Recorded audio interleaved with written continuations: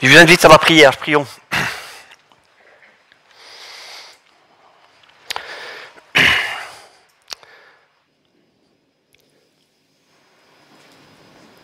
Seigneur, on voit ta lumière pour nous éclairer, pour éclairer notre intelligence. Donne-nous ta parole pour nous nourrir intérieurement et ton esprit pour nous instruire et nous guider. Donne-moi, Seigneur, d'écouter attentivement ta parole et me laisser transformer par elle maintenant. Je le demande au nom de Jésus et pour sa gloire. Amen. Alors, bonjour à chacun. Le thème donc ce matin, c'est le découragement, les causes et le remède. Vous allez voir à l'écran des différents points d'ici quelques instants.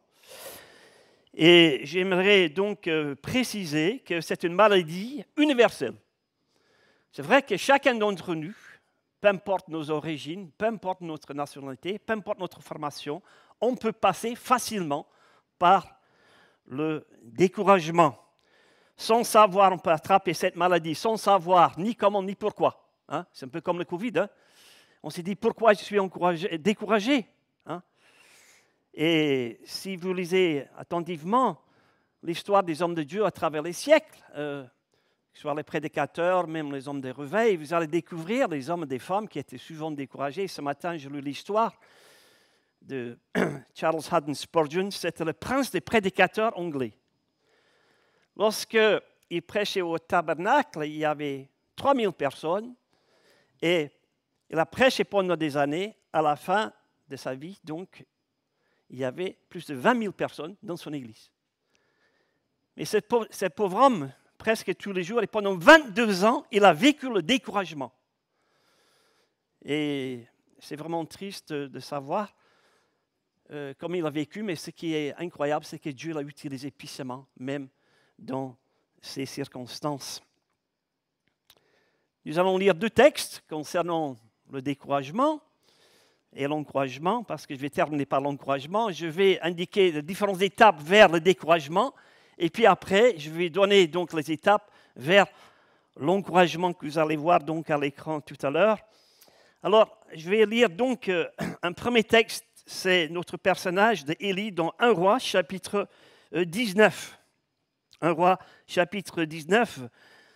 Akab rapporta à Jézabel tout ce qu'avait fait Élie et comment il avait tué par l'épée tous les prophètes. Jézabel envoyait un messager à Élie pour lui dire que les dieux me traitent dans toute leur rigueur si demain à 7 heures, je ne fais pas de ta vie ce que tu as fait à la vie de chacun d'eux. Élie, voyant cela, se leva, s'en alla pour sauver sa vie. Il arriva à Beersheba, qui appartient à Juda, et il y laissa son serviteur. Verset 4. Pour lui, il allait dans le désert, où après une journée de marche, il s'est assis sous un genêt et demandait la mort, en disant, c'est assez maintenant. Éternel, prends mon âme, car je ne suis pas meilleur que mes pères. Il se coucha et s'endormit sous un genêt. Voici un ange le toucha et lui dit, lève-toi, mange. Il regarda, il y avait à son chevet un gâteau, cuit sur des pierres chauffées avec une cruche d'eau. Il mangea et but, puis se recoucha. L'ange de l'Éternel vint une seconde fois, le toucha et dit, lève-toi, mange, car le chemin est trop long pour toi. Alors, nous allons regarder les différentes étapes à l'écran concernant les pas, ou si vous voulez, marche vers le découragement. Dans le verset 3, nous voyons qu'il est saisi de la crainte. Voilà, c'est ça. Il est saisi. Non. Il revient en arrière. Voilà. Et puis ça va venir normalement. Voilà. Il est saisi de crainte et de peur. Ce qui est bizarre, c'est que Élie, c'est un homme qui était courageux, audacieux, et si vous lisez attentivement son histoire dans le chapitre 18, Il va faire des choses mais remarquables, étonnantes. Il va même avoir une confrontation avec le roi qui dit « Mais si la sécheresse, c'est ta faute. » Et lui, il va dire « Non, ce n'est pas ma faute, c'est ta faute. » Il faut le faire quand même. Il n'avait même pas peur du roi. Et nous avons l'impression, lorsque, avant le chapitre 19, nous avons l'impression que cet homme Élie, qu'il est fort, intrépide, qui n'a peur de rien et de personne. Et puis on tourne la page, chapitre 19. Qu'est-ce qu'on le voit?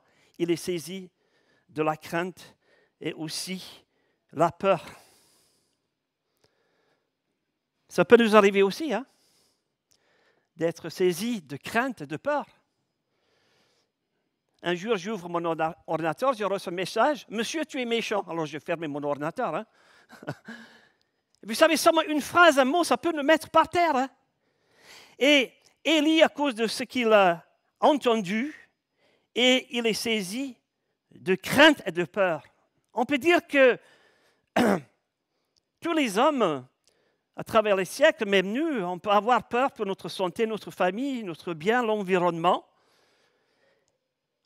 Et les choses qu'on ne maîtrise pas, les circonstances, son avenir, hein, les puissances invisibles des démons, on peut avoir peur de tout cela. On peut dire que la crainte, c'est comme un horrible monstre à deux têtes qui regarde dans les directions opposées. Et ce mot peur veut dire aussi tiraillement. C'est le poète Montaigne qui dit « Je n'ai peur de rien, sauf la peur. »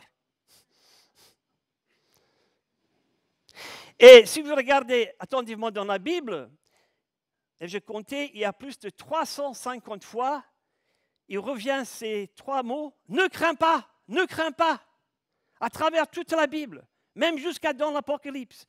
Et moi, j'aimerais dire ce matin de la part du Seigneur, ne craignez pas, frères et sœurs, car celui qui est en nous, il est plus fort que celui qui est dans le monde.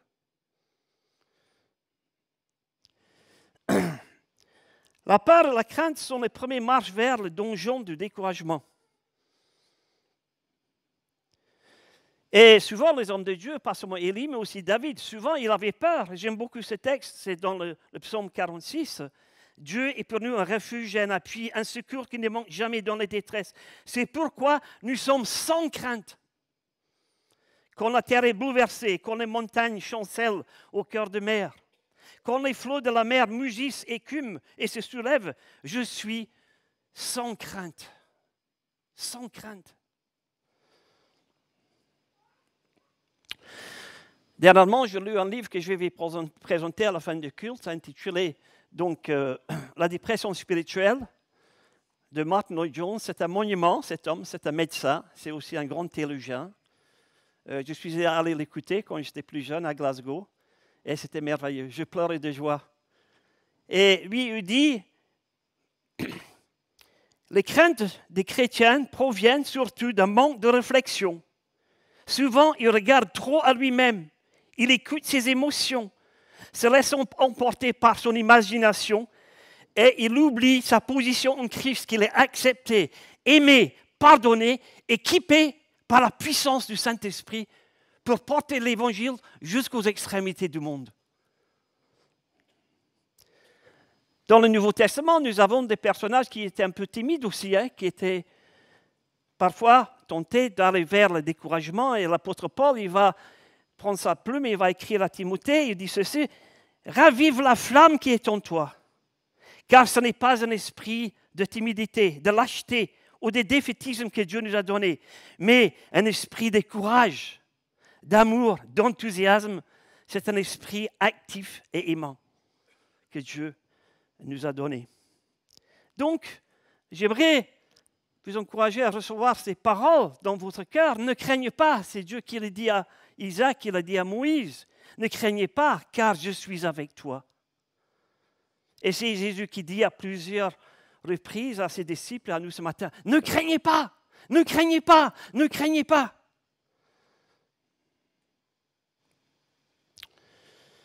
Jésus dit à ses disciples dans Jean 14, 27, « Je vous laisse ma paix, je vous donne ma paix. C'est pourquoi cessez d'être inquiets et vous laissez troubler, bannissez toute crainte de vos cœurs. Deuxième étape, la fuite, verset 3. Non seulement il va avoir peur, mais il va se lever, il va partir. Il va partir. Voyons cela, il se leva, s'en alla pour sauver sa vie. Il arrivait à Beersheba, qui appartient à Juda, et il a laissé son serviteur. Et puis il va aller dans le désert par la suite, verset 4. Deuxième étape, c'est la fuite. Et si vous regardez attentivement le texte, d'abord, il est allé à Beersheba, mais il n'est pas resté là. Il est passé à côté. Et Beersheba est un lieu historique de la bénédiction. C'est là où Dieu il a fait une alliance avec Abraham. C'est là aussi, c'est un lieu de paix. C'est là où Abraham il a fait la paix avec ses ennemis à Beersheba. C'est un lieu de bénédiction. C'était aussi un lieu de rafraîchissement. Les archéologues nous disent que dans cette ville, il y avait un puits qui fait à peu près 12 mètres de conférence. Ça fait de ce mur jusqu'à ce mur à peu près de largeur. Vous imaginez? Et 15 mètres de profondeur. Mais il ne s'est pas arrêté là. C'est dommage. Par contre, il est allé dans le désert. Et là, j'aimerais faire une application. Parce que pour nous, le lieu de bénédiction, c'est quoi? Ce n'est pas un bâtiment, mais c'est l'église. Et il ne faut pas passer à côté de l'église. Aujourd'hui, le lieu de bénédiction, ce n'est pas les tabernacles, ce n'est pas dans le temple, ce n'est pas dans le bâtiment, mais c'est avec les chrétiens qui sont remplis de l'Esprit de Dieu. C'est là où se trouve la bénédiction aujourd'hui. Jésus au milieu de nous, dans les groupes de maison, au culte, les uns avec les autres, avec les gens qui sont imparfaits, ensemble. Non à la fuite, mais ensemble, solidaires les uns à côté des autres. Ça, c'est le lien de bénédiction. Alors, non à la fuite. Récemment, Françoise et moi, nous avons visité, et c'est un peu triste ce que je vais raconter, c'est avec émotion que je vais raconter, nous avons visité un couple que je nommerai pas, c'était un dimanche. C'est des chrétiens de longue date. Et on les a trouvés devant la télévision. Et il dit, mais qu'est-ce qui se passe? Vous n'êtes pas au culte? Il dit, nous, on ne va plus au culte. Nous, on regarde en Zoom. Il dit, mais vous êtes chrétien de longue date? Il dit, mais ce n'est pas grave, on préfère regarder à la télévision. Et ça, c'est vraiment dramatique. Et je veux vous encourager de ne pas laisser l'église, mais de revenir dans le groupe des maisons, de revenir à l'église. Pourquoi? Parce que lorsque nous regardons la télévision, nous n'avons pas le contact, nous n'avons pas la communion fraternelle. Il n'y a pas la complémentarité et nous avons besoin d'être ensemble, de rire ensemble, de pleurer ensemble, de prier ensemble, les uns avec les autres, partager nos joies, nos projets, nos échecs et apprendre ensemble. C'est ça le lieu de bénédiction. Vous êtes d'accord? Bon, au moins 5 personnes d'accord avec moi, c'est bien. Vous êtes d'accord? Voilà. Un lieu de bénédiction, c'est l'église. Alors, ce n'est pas le moment de passer à côté. Et on peut dire que, et c'est vrai, nous ne sommes pas des gens parfaits, nous sommes ensemble, on est tous des défauts, on est tous des pauvres pécheurs. Mais nous sommes en route vers une nouvelle destination, comme les oiseaux migrateurs qui sont ensemble vers une autre destination. Ensemble pour adorer et louer, ensemble pour annoncer la lumière dans les ténèbres, ensemble pour grandir. Non à la fuite. Troisième point, la séparation. Verset 3. Verset 3, nous voyons, regardez bien, c'est la fin de verset 3, il est dit, Élie, voyant cela, se leva, s'en alla pour sauver sa vie. Il arrivait à Beersheba, qui appartient à Juda, et ce qui suit, c'est très important. Et il laissa son serviteur. C'est la séparation. C'est la séparation. La fuite déclenche la séparation avec son serviteur. Et puis la solitude. Et la solitude va déclencher des attitudes irrationnelles, le découragement. Hébreux 10, verset 25. N'abandonnons pas notre assemblée. Prenons pas l'habitude de manquer nos réunions. Soutenons-nous mutuellement et encourageons-nous les uns les autres dans la foi. Et puis, il va descendre encore. Quatrième point, ça va déclencher la solitude. Vous savez que Élie, c'était un crack. Hein? Vous savez ce que ça veut dire un crack, mais il a craqué.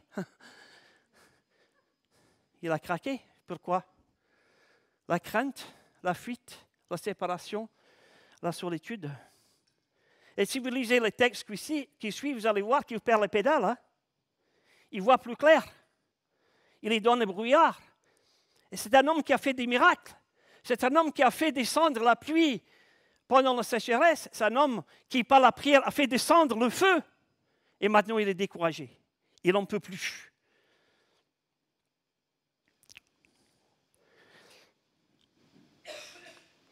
Il dit ceci dans le verset 4, c'est assez. C'est assez maintenant. Il dévoile son attitude intérieure. Dans notre mot, à nous, il dit, j'en ai ras-le-bol. Je suis au bout du rouleau. J'en peux plus. Prends mon âme.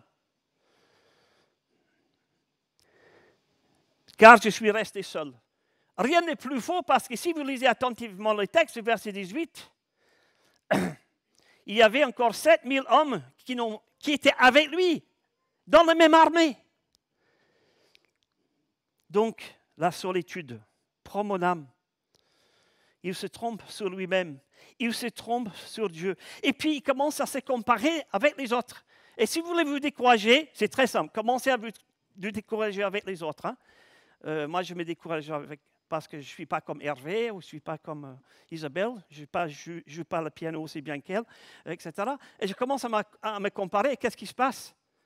Je fais le tour et en 5 minutes, je suis découragé.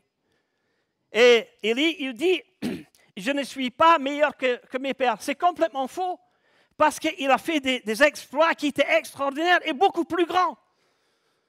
Donc il dit n'importe quoi. Il a besoin d'être touché par Dieu lui-même. Notre pauvre ami Élie, il a une drôle de tête maintenant. Il est déprimé. Il est seul. Il boit du noir. Il est abattu. Il ne contrôle plus rien. Ni ses émotions, ni ses pensées, ni ses paroles. Il a perdu sa joie. Et derrière tout ça, il y a une puissance. C'est la puissance de l'ennemi qui veut ôter notre paix et notre joie. Attention, frères et sœurs. Il faut être vigilant. Parce que Satan, il est rusé, il est habile pour nous faire douter des promesses de Dieu. Il vise à déprimer le peuple de Dieu, à ôter la joie. Écoutez ce que dit Dr. Martin Lloyd-Jones dans ce livre, La dépression spirituelle. Le chrétien triste et malheureux est une pauvre image et publicité pour la foi biblique. Par contre, la joie exubérante des premiers chrétiens contribua puissamment à l'expansion et à la croissance de l'Église primitive. Les grands besoins de l'heure et le meilleur antidote pour une religion superficielle et fausse réside dans le réveil de l'Église, des chrétiens joyeux qui rayonnent et portent l'Évangile aux autres. Prions pour que nous soyons une Église joyeuse. Prions pour que tu sois un chrétien joyeux. Et Jésus, dans ses prières, et l'apôtre Paul, surtout Jésus, dans ses prières, c'est un sujet de prière qui revient. Il prie pour que les chrétiens, pour qu'ils puissent cultiver aussi leur joie. Et maintenant, nous allons vers les différentes étapes. Vous voyez la tête qui est là, Élie? Hein? Ah, ça va mieux. Voilà, on change. Le remède vers le découragement. Premièrement, il va se reposer. Et il va se reposer. Et dans cette situation, c'est la première chose intelligente qu'il a fait. Il a fait une bonne sieste. Et parfois, quand je suis un peu énervé, quand je parle trop, ma femme me dit, Yann, va te faire ta sieste. Ça va aller mieux. Hein? Et c'est vrai. Parfois, le manque de sommeil peut avoir des conséquences néfastes sur notre santé physique, psychologique et santé spirituelle. Un manque de sommeil. On devient énervé. Et on devient aussi vulnérable. Le surmenage, le burn-out. Vouloir trop faire. C'est aussi un de mes défauts. Souvent, François me dit, tu veux trop faire. Arrête un peu. C'est dans la tranquillité et le repos que sera votre salut. C'est dans le calme et la confiance que sera votre force. Ésaïe 30, verset 15. Donc, il va se reposer. Et je veux vous encourager justement de vous se reposer. Et nous allons voir comment par la suite, non seulement il va se reposer, mais ce qui est formidable, deuxième étape, il va se laisser toucher par Dieu. Et moi, je vais prier pour ce culte ce matin, pas seulement ce matin, mais déjà des semaines, pour que Dieu il touche chacun qui est là ce matin. Parce que moi, je ne peux rien faire. Mais quand c'est Dieu qui nous touche, ça change tout. Il se laisse toucher par Dieu, verset 5. Et voici l'ange le toucha, c'était l'ange de Dieu, donc c'est Dieu lui-même qui a envoyé cet ange. Il va reconnaître la main de Dieu. Il va reconnaître le doigt de Dieu sur sa vie.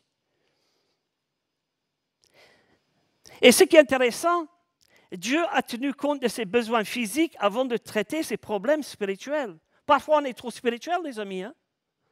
Il faut faire gaffe à notre sommeil, à notre alimentation, à nos exercices. Parce que Dieu a une approche globale pour tout notre corps, notre âme et aussi notre esprit.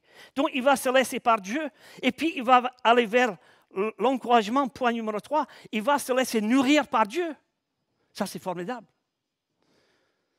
Et nous sommes venus dans cette église parce que dans cette église, on se laisse nourrir par Dieu. Vous savez, nous avons à peu près 12 ou 13 prédicateurs différents. C'est comme une bénédiction. Quelle variété, quelle bénédiction d'avoir le même pasteur, la même voix, tout le temps pendant 20 ans. Hein. Je ne sais pas si vous supporterez. Hein.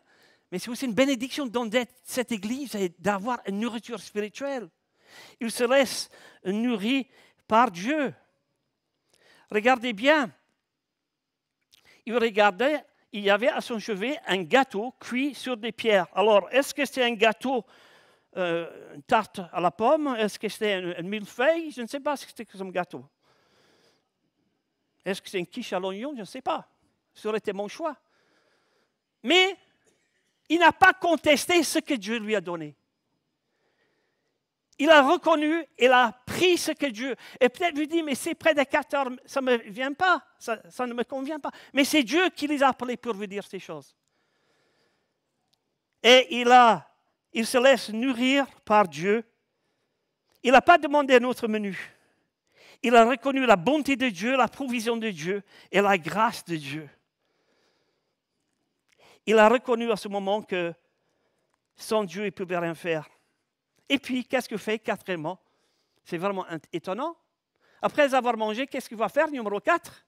Il va faire quelque chose d'étonnant. Il va se reposer de nouveau. Il va faire une deuxième sieste. Hein? Il faut le faire quand même. Hein? Ça m'arrive aussi de faire une sieste, me lever, puis après, je suis encore fatigué, je me recouche. Hein? Ma femme me dit, mais tu te recouches encore? Je dis, mais attends, laisse-moi terminer ma sieste. Et c'est ce qu'il a fait, Élie. Il se lève, il mange, il se recouche. Parce que le sommeil, c'est réparateur, alimentation tonifiante concoctée par l'ange de Dieu, il avait besoin de ça. Et par la suite, les exercices qu'on va voir, il va reprendre son chemin. Parce que ces problèmes ne sont pas résolus. Et ce qui est formidable dans ce texte, Dieu n'intervient pas à ce moment-là. Il ne dit pas, attends, tu as déjà dormi, lève-toi, maintenant bouge-toi. Non, Dieu, il le laisse. Il ne l'accuse pas. Il ne l'enfonce pas. Dieu ne dit pas, j'ai entendu ta prière, mais tu n'es pas très belle, et tu n'es pas très orthodoxe, ni très théologique. Hein? Au contraire, Dieu, il le laisse. Ça, c'est beau, ça. Il exprime sa bienveillance, sa grâce et sa bonté. Il ne le bouscule pas. C'est beau, ça. Il laisse faire. Et puis l'ange lui dit, lève-toi, prends tes forces, car le chemin est trop long pour toi. Alors, il y a un détail intéressant, très intéressant, parce que il est dit ici, dans le texte, c'est l'ange qui lui dit, verset 8, il se leva, mangeait et bu, avec la force que lui donnait cette nourriture, il marcha 40 jours et 40 nuits jusqu'à la montagne de Dieu. Alors, il y a quelque chose de très... 40 jours, ça fait beaucoup, hein? J'ai calculé, ça fait à peu près... il est dit que la distance sur la carte, ça fait à peu près 450 km. Alors, ce qui est intéressant, c'est que Moïse, il a fait exactement le même trajet. C'est dans Deutéronome, et je l'ai lu hier. Mais il a fait en 11 jours. Alors, il y a un problème ici. Pourquoi 40 jours? Ça, c'est intéressant. Eh bien, il y a des explications à ça. Pourquoi? Parce qu'il a fait une marche au ralenti, sans pression, pour prendre du temps, pour s'arrêter, pour se recueillir, pour méditer. Et peut-être aussi pour pratiquer la prière, comme faisait le peuple d'Israël lorsqu'il retournait à Jérusalem, il faisait des pauses. Et je ne sais pas si vous avez remarqué dans les psaumes, c'est marqué entre les chapitres, parfois entre les versets, pause. 71 fois, j'ai compté, 71 fois. Pause, pause, pause. Et repose. C'est un jeu de mots, hein? Pause. Dieu a prévu le temps pour qu'il puisse marcher lentement. Parler avec lui, contempler sa grandeur, contempler sa création. Ce n'est pas une course à la montre. Prends ton temps. Même dans la musique, si vous lisez les partitions d'Isabelle, c'est marqué pause. Parce que quelqu'un a dit, la musique sans les pauses, c'est que du bruit. C'est intéressant ça. La musique sans les pauses, c'est que du bruit. Et c'est vrai ça. Et dans toutes les grandes symphonies, dans toutes les grandes créations musicales, que ce soit Beethoven ou Chopin ou d'autres, il y a des pauses. Application. Prévoyons maintenant des pauses dans votre journée. Prévoyons dans vos vacances, dans votre calendrier, le temps de pause pour rencontrer Dieu et se laisser toucher par Dieu lui-même. Et puis, ce qui est formidable, par la suite, il va retrouver le dialogue avec Dieu. Ça, c'est formidable. Et parfois, on n'a pas envie de parler à Dieu, on n'a pas envie de prier, mais Dieu, il continue à parler à nous. Et lorsqu'on ne prie plus, Jésus, il intercède pour nous. Quel encouragement, même si je suis découragé. Jésus, il continue d'intercéder pour moi. C'est Hébreux, chapitre 7. Et ici, nous voyons, il trouve dans le dialogue avec Dieu une puissance libératrice. Ça, c'est formidable. Et vous pouvez, écoutez bien, vous pouvez tout dire à Dieu. Hein? On peut tout dire à Dieu. Ça, c'est formidable. Vous pouvez vider votre sac. Vous pouvez dire des choses qui ne sont pas très orthodoxes. Dieu, il nous donne ce privilège de pouvoir parler. Et il y a dans la prière une puissance libératrice. Parce que dans sa prière, il a dit que des bêtises. Hein? Mais Dieu ne l'accuse pas. Mais Dieu, il va intervenir. Il va poser une question 2 fois. Verset 9. Il pose la question, Élie, qu'est-ce que tu fais ici? Et j'aimerais te poser cette même question, et toi, qu'est-ce que tu fais ici, ce matin? Parce que Élie, il va répondre à cette question, mais il va passer à côté de la plaque et il ne répond pas. Alors, qu'est-ce que nous voyons? C'est dans le verset 13, Dieu va répondre la même question, parce qu'il a posé une question, il n'a pas répondu. Alors, qu'est-ce qu'on fait avec les enfants? On repose la même question. Et dans le verset 13, il dit, qu'est-ce que tu fais ici?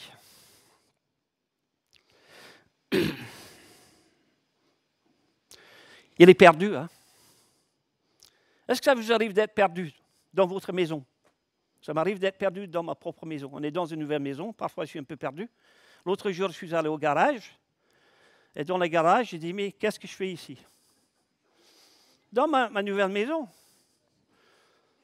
Alors, je remonte dans mon bureau. Ah, j'ai compris. Il y a une étagère qui est en train de tomber. Je vais chercher un tournevis, un marteau, des vis. Je redescends à la cave. Je dis, mince, pourquoi je suis ici? Ah, un marteau. Alors, je prends mon marteau. Je remonte au bureau. Mince, alors j'ai oublié quelque chose. Qu'est-ce que je fais ici? Non, c'est en bas. Je retourne. J'ai oublié le tournevis. J'ai dû rebrousser mon chemin pour me rappeler pour le pourquoi des choses. Et là, il y a un enseignement important, frères et sœurs. Il est important pour nous de retrouver nos bases. Et c'est donc Martin Lloyd-Jones qui dit dans son livre, que je vais présenter tout à l'heure, souvent les chrétiens sont perdus, théologiquement. Ils sont tristes. J'invite chaque chrétien face à la confusion, face aux hérésies, face aux sectes, de rebrousser chemin et de retrouver le point de repère fondamentaux, personnellement. Là, je ne parle pas de toute l'Église. Personnellement, rebrousser chemin vers nos points de repère fondamentaux, les piliers de la foi, notre assurance de salut, la justification par la foi, la sanctification, la christologie, le salut éternel, la puissance du Saint-Esprit, le secret d'une vie victorieuse. On a besoin de revenir à des choses basiques.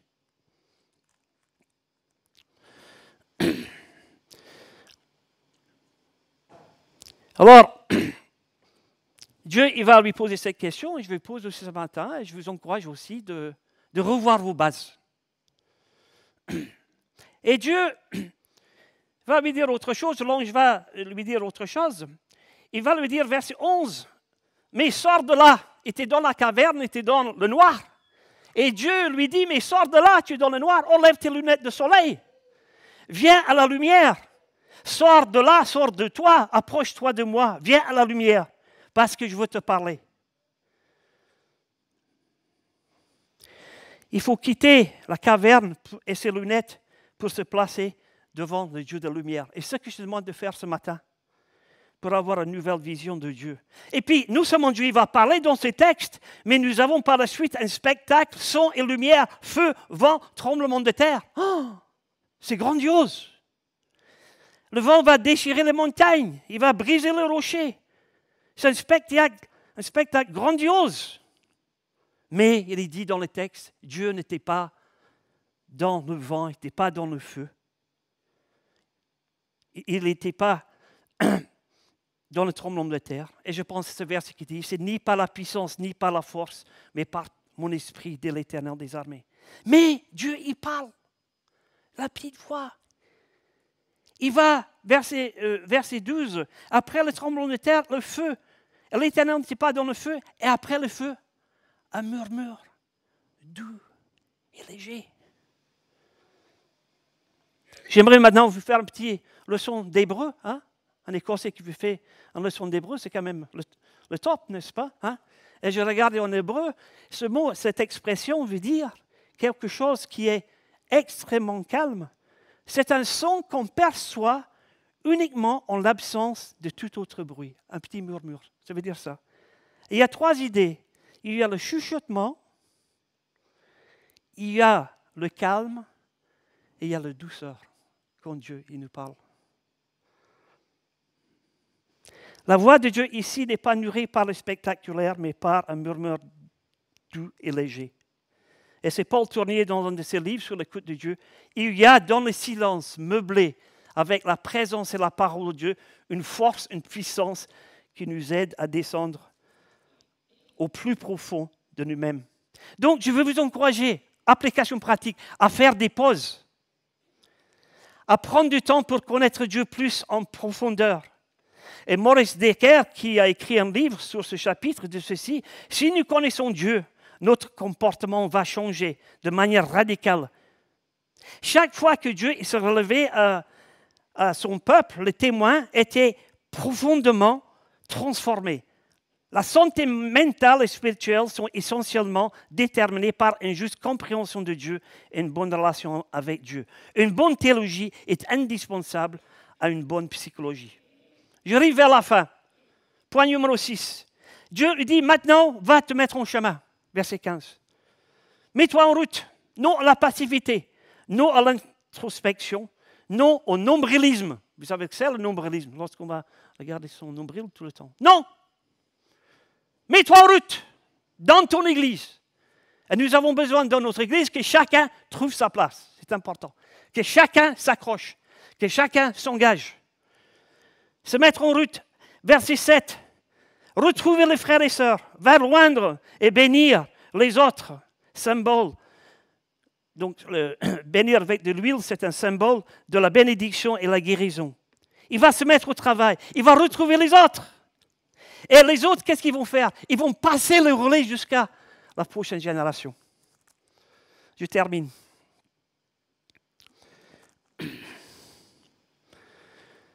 Parfois, nous avons le sentiment d'être seuls. C'est faux. Parce que Dieu, il est là. Et les frères et sœurs, ils sont là.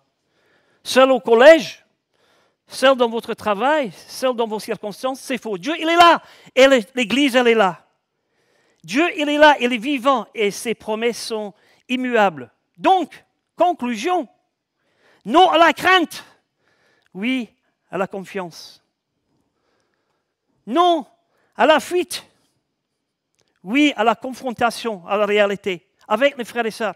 Non à la séparation. Oui à la communion. Non à la comparaison.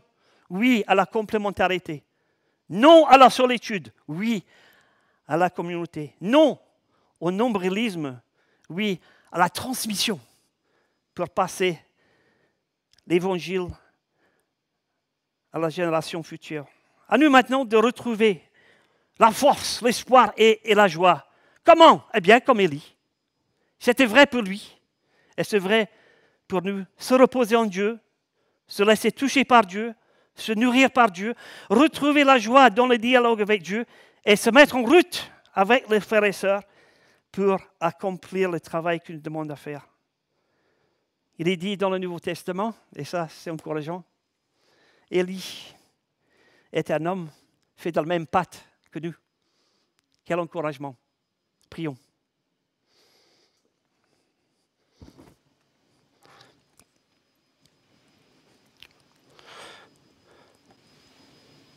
Demandons à Dieu, dans le secret de votre cœur, de vivre un repos, de se laisser toucher par lui aussi. Demandons à Dieu de vous aider à trouver votre place dans l'Église. Demandons à Dieu soif pour sa parole.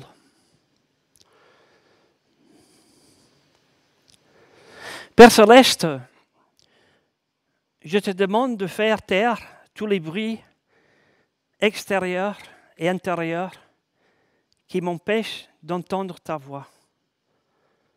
Cette petite voix, douce, fine, qui console et rafraîchit et qui me fait un bien énorme. Maintenant, Seigneur, je vais écouter, accueillir et obéir à ta voix. Aide-moi à serrer ta parole sur mon cœur et de la mettre en pratique. Et ça, je demande dans le nom de Jésus et pour sa gloire. Amen.